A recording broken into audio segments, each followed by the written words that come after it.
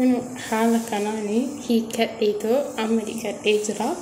Walumaan immoo dhaanname har'a bakka afurii kan ija lukkuu fakkaate walumaan dhaannaka haala kanaa.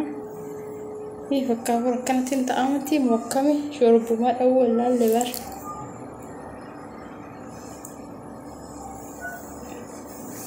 Haala kanaa.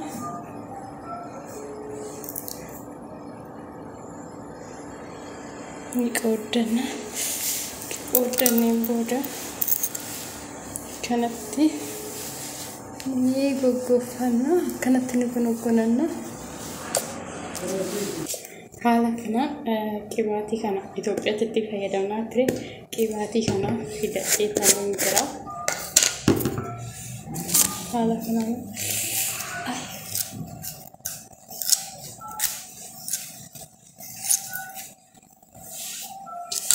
xiqqeessinee akkanatti addaafunee jechuudha. Keessa isaa ni dibna jechuudha.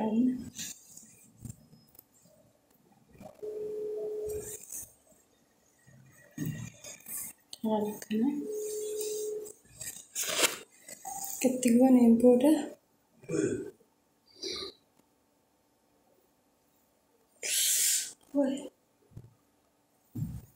oduu fi waxxariin jechuudha. Haala kanaan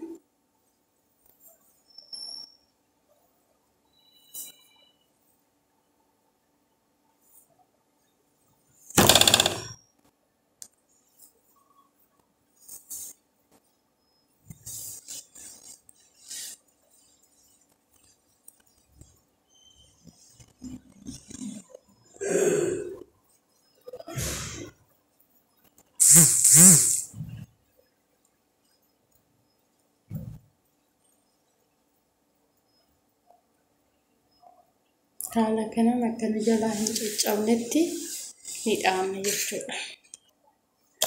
Kunuuti haala kanaan dhaadheetu xumuree jira. Isiniin jechuu jaalladha. Kana fakkaata. Bareeda kan dhaadheedha.